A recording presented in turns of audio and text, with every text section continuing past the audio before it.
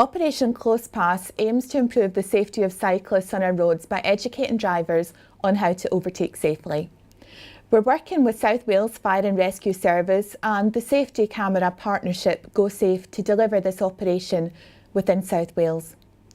The operation will increase awareness amongst road users on driving etiquette and how to drive, showing courtesy to each other on the roads. Operation Close Pass highlights the vulnerable position many cyclists are put in. It shows drivers what happens when they drive dangerously and don't leave enough room when overtaking. The Highway Code recommends that you should give vulnerable road users, such as cyclists, motorcyclists and horse riders, the same amount of room as you would when overtaking a car. That's approximately 1.5 metres. Only by working together can we ensure the roads across South Wales continue to be a safe space for all road users. I'm a keen cyclist. I commute to work daily from the Pontypridd area, which is a round trip of 40 miles each day.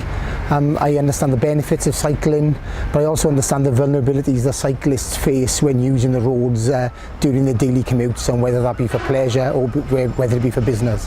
The message I'd like to give to other road users with regard to Operation Close Pass is this is about education and not just enforcement. It's about vehicle users to understand that as a cyclist you feel extremely vulnerable when heavy goods vehicles and cars are passing you at very close proximity and sometimes at excessive speeds. We need to educate drivers what that feels like and give them the benefit that they can make their own adjustments to make cyclists feel safe when they're travelling across the streets.